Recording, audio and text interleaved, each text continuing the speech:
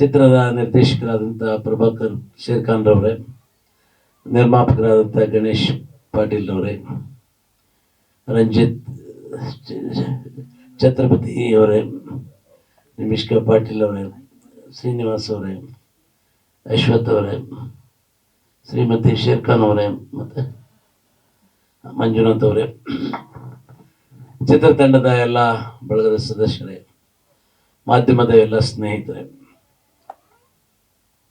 ಇವತ್ತು ಪ್ರಭಾಕರ್ ಅವರು ಈ ಚಿತ್ರದ ಟೈಟಲ್ ರಿಲೀಜಿಗೆ ಬರಬೇಕು ಅಂದಾಗ ಭಾಳ ಸಂತೋಷದಿಂದ ಬಂದಿದ್ದೇನೆ.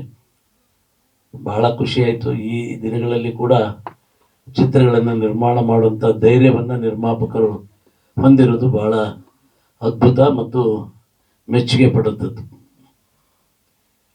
ಯಾಕೆ ಈ ಮಾತನ್ನು ಹೇಳ್ತಾ ಇದ್ದೀನಿ ಅಂತ ತಮ್ಮೆಲ್ಲರಿಗೂ ಬಹುತೇಕ ಗೊತ್ತಾಗಿರುತ್ತೆ. ಇವತ್ತು ಚಿತ್ರರಂಗ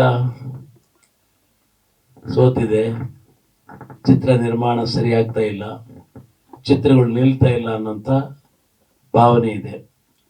ಅದಕ್ಕೆ ಕಾರಣ ಪ್ರೇಕ್ಷಕರು ಖಂಡಿತ ಅಲ್ಲ. ಅದಕ್ಕೆ ಕಾರಣ ಅದನ್ನು ಚಿತ್ರದ ಕಥೆಯನ್ನು ಬರೆಯುವಂಥವರು, ಕಥೆಯನ್ನು ಆಯ್ಕೆ ಮಾಡುವಂಥವರು, ಆಯ್ಕೆ ಮಾಡಿ ನಿರ್ದೇಶನ ಮಾಡುವಂಥವರು, ಯಾವ ಕಥೆಗಳನ್ನು ನಿರ್ಮಾಣ ಮಾಡಬೇಕು ಅನ್ನೋಂಥ ನಿರ್ಮಾಣದ ಹೊಣೆಯನ್ನು ಅವರಂಥವರು ಕಾರಣ ಆಗಿದೆ ಅನ್ನೋಂಥದ್ದು ನನ್ನ ಒಂದು ಅನಿಸಿಕೆ. ನಾನು ಚಿತ್ರರಂಗಕ್ಕೆ ಬಂದ 33 ವರ್ಷಗಳಾಯಿತು. 1993ರಲ್ಲಿ ನಿಷ್ಕರ್ಷ ಚಿತ್ರವನ್ನು ಮೊದಲನೇ ಮಾಡೋದ್ರ ಮೂಲಕ ಪಾದಾರ್ಪಣೆ ಮಾಡಿ ABCD ಗೊತ್ತಿಲ್ಲದೆ ಇರೋಂಥ ಸಂದರ್ಭದಲ್ಲಿ ಅದ್ಧೂರಿಯಾದಂಥ ಒಂದು ಚಿತ್ರದ ನಿರ್ಮಾಣವನ್ನು ಮಾಡಿದ್ವಿ ಸುನಿಲ್ ಕುಮಾರ್ ದೇಸಾಯಿ ಅವರ ನಿರ್ದೇಶನದಲ್ಲಿ. ನಂತರದ ಕಥೆಗಳು ತಮಗೆಲ್ಲ ಗೊತ್ತಿದೆ. ಇವತ್ತು ಚಿತ್ರರಂಗ ಬಹಳ ಕಷ್ಟದ ಪರಿಸ್ಥಿತಿಯಲ್ಲಿ ಇದೆ. ಅದನ್ನು ನಾವು ಮೇಲ್ದಾರಿ ತರಬೇಕಂತ ಹೇಳಿದ್ರೆ ಬಹಳ ಮುಖ್ಯ ಅಂತ ಹೇಳಿದ್ರೆ ಕತೆ. ನೀವು ಹೇಳಿದ್ರೆ ಈಗ 150 ಕೋಟಿ ಸಿನಿಮಾಗಳು ಹೀರೋನು ಕೂಡ ಡಬ್ ಆಗಿದ್ದಾವೆ, 80 ಕೋಟಿ ಹೀರೋಗಳು ಕೂಡ ಡಬ್ಬಕ್ಕೆ ಸೇರಿದ್ದಾರೆ. ನಿರ್ಮಾಪಕರು ಇಲ್ಲಿ 5-10 ಕೋಟಿ ಕಳ್ಕೊಂಡ್ರೆ ಅಲ್ಲಿ 106 ಕೋಟಿ ಕಳ್ಕೊಂಡಿದ್ದಾರೆ. ಅದಕ್ಕೆ ಈ ಒಂದು ಸೂಪ್ರಮ್ ಶೋ ಅಂತ ಒಂದು ಸಿನಿಮಾ ಬಂತು, ನಾವೆಲ್ಲರಿಗೂ ಗೊತ್ತಿದೆ. ಅದು ಭಾಳ ಅತಿ ಕಡಿಮೆ ಬಜೆಟಲ್ಲಿ ಅದ್ಭುತವಾದಂಥ ಒಂದು ಸಾಧನೆಯನ್ನು ಮಾಡಿದ್ದಾರೆ ಅಂತೇಳಿ ನಾನು ಕೂಡ ಸಿನಿಮಾ ನೋಡಿದಾಗ ಕತೆ ಎಷ್ಟು ಮುಖ್ಯ ಅನ್ನೋದು ಕೂಡ ಅದರ ಮೇಲೆ ಗೊತ್ತಾಯಿತು.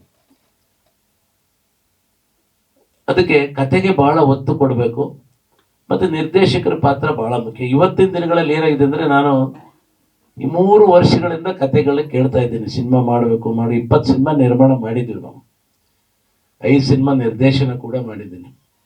ನಿರ್ಮಾಣ ಮಾಡಬೇಕು ಅಂತ ನೋಡ್ತಾ ಇದ್ರೆ ಇದುವರೆಗೂ ಒಂದು ಒಳ್ಳೆ ಕತೆ ಸಿಕ್ಕಿಲ್ಲ. ಸಿಕ್ಕಂಥ ಕತೆಗಳು ಕೂಡ ಬರುವಂಥ ಕತೆಗಳನ್ನು ಹಿಡ್ಕೊಂಡು ಬರುವಂಥವ್ರು ನಿರ್ದೇಶಕರು ಈ ಸಿನಿಮಾ ಒಳ್ಳೇದಾಗಬೇಕು ಅನ್ನೋಂಥ ಮನೋಭಾವನೆ ಭಾಳಷ್ಟು ಜನ ಕಡಿಮೆ ಇದೆ.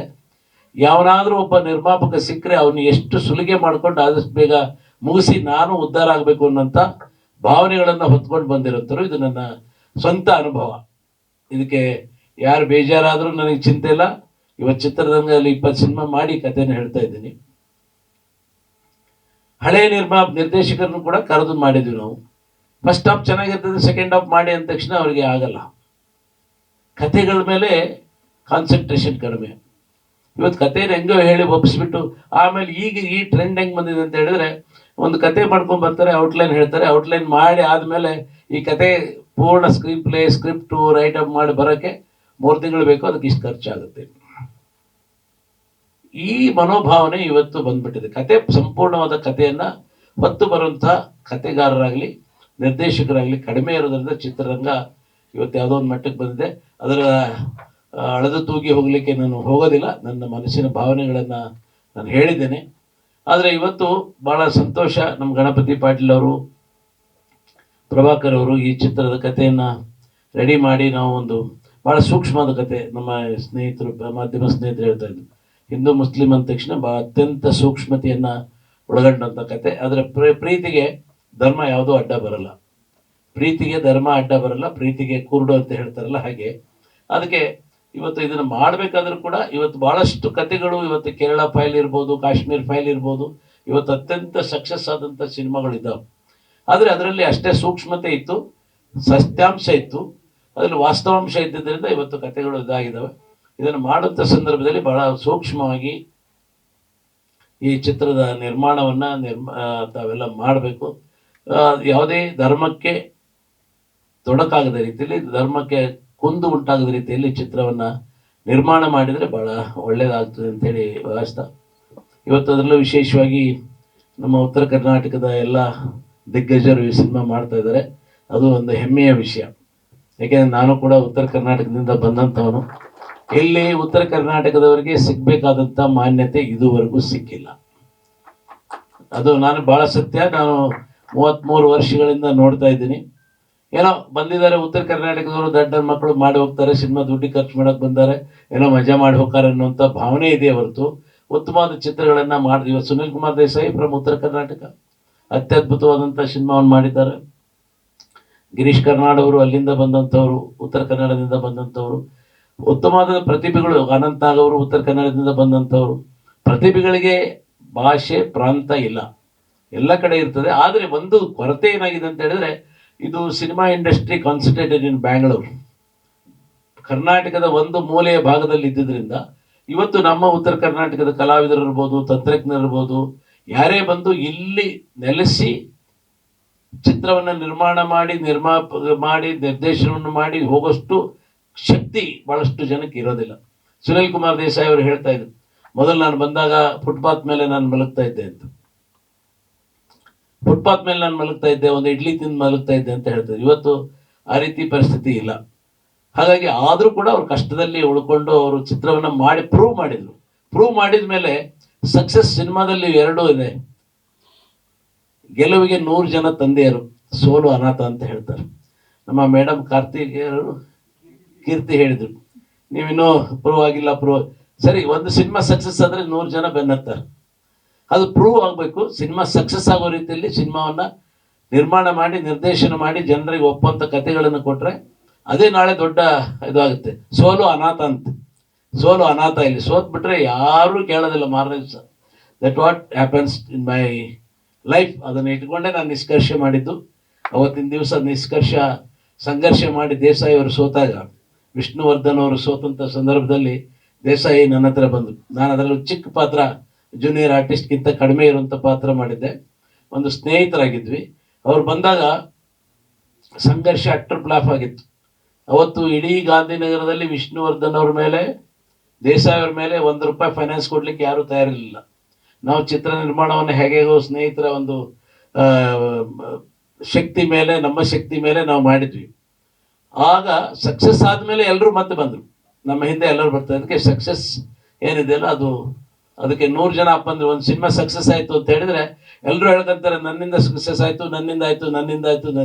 ಸೋತ್ರೆ ಎಲ್ಲದಕ್ಕೂ ಹೊಣೆ ಕೊನೆಗೆ ನಿರ್ಮಾಪಕ. ಅದನ್ನ ಕೇಳಿದ್ದು ಕೊಡಲಿಲ್ಲ, ಅವ್ರು ಅದನ್ನು ಹೇಳಿದ್ದು ಮಾಡಲಿಲ್ಲ, ಇವ್ರು ಇದನ್ನು ಹೇಳಿದ್ದು ಮಾಡಲಿಲ್ಲ. ಈ ರೀತಿ ಅನುಭವಿಸಿದ್ದೀನಿ. ಹಾಗಾಗಿ ಈ ಚಿತ್ರ ಏನೋ ಇದನ್ನು ನೋಡಿದಾಗ, ಮೋಷನ್ ಪೋಸ್ಟ್ ನೋಡಿದಾಗ ಒಂದು ಭರವಸೆ ಮೂಡಿದೆ ನನಗೆ. ಆಮೇಲೆ ಚಿತ್ರದಲ್ಲಿ ಏನೋ ಇದೆ ಅನ್ನೋಂಥ ಒಂದು ಭಾವನೆ ಬರ್ತದೆ. ಇದರ ಕಥೆಯಲ್ಲಿ ಏನೋ ಇದೆ, ದಮ್ ಇದೆ, ಇದರಲ್ಲಿ ಶಕ್ತಿ ಇದೆ. ಅದನ್ನು ಸರಿಯಾದ ರೀತಿಯಲ್ಲಿ ನಿರ್ದೇಶಕರು ಹೊರಗಡೆ ಎಳೆಯಾಗಿ ಹೊರಗೆ ತಂದರೆ ಖಂಡಿತವಾಗಿ ಒಂದು ಉತ್ತಮವಾದಂಥ ಚಿತ್ರ ಆಗುತ್ತೆ ಅನ್ನೋಂಥ ಒಂದು ಭರವಸೆ ಇದೆ. ಆ ಚಿತ್ರ ಅದೇ ರೀತಿ ಆಗಲಿ. ಸಾಮ್ರಾಟ ಈಗ ಐತಿಹಾಸಿಕ, ಪೌರಾಣಿಕ, ಸಾಮಾಜಿಕ ಎಲ್ಲ ಈಗಿನ ಸಿನಿಮಾಗಳು ಸಾಮಾಜಿಕ ಸಿನಿಮಾದಲ್ಲಿ ಐತಿಹಾಸಿಕ ತುಣುಕುಗಳನ್ನು ಸೇರಿಸ್ತಾರೆ. ಈಗ ನೀವೆಲ್ಲ ನೋಡ್ತಾ ಇದ್ರಿ, ಎಲ್ಲ ಸಿನಿಮಾಗಳಲ್ಲಿ ಯಾವುದೋ ಒಂದು ಹಿನ್ನೆಲೆ ಇಟ್ಕೊಂಡು ಯಾವುದೋ ಒಂದು 2 ಸೀನ್ ಹಾಕ್ಬಿಟ್ಟು ಅವನು ಪುರಾತನ ಹಿನ್ನೆಲೆ ಹಿಂಗಿತ್ತು ಅಂತ. ಒಟ್ಟು ಜನರಿಗೆ ಏನಂದರೆ ಆಡಿಯನ್ಸ್ ಇದು ಯಾವುದು ಕೇಳಲ್ಲ. ಆಡಿಯನ್ಸ್ ಕೇಳೋದಷ್ಟೇ ಎಂಟರ್ಟೈನ್ಮೆಂಟ್. ನಾನು 2 ಕಾಲು ತಾಸು ಇಲ್ಲಿ ಕುತ್ಕೊಂಡಿದ್ದೀನಪ್ಪ, ನನಗೆ ಯಾವುದೇ ರೀತಿ ಬೇಜಾರಾಗದ ರೀತಿಯಲ್ಲಿ, ನಾನು ಕೊಟ್ಟು ದುಡ್ಡಿಗೆ ಮೋಸ ಆಗದ ರೀತಿಯಲ್ಲಿ, I should forget all my previous, ಎಲ್ಲವನ್ನು ಮರೆತು 2 ತಾಸು ಕುತ್ಕೊಂಡು ಹೋಗ್ತೇನೆ ಅನ್ನೋಂಥ ಒಂದು ಚಿತ್ರ. Entertainment, comedy is very important, ಎಲ್ಲ sequence, screen play is very important.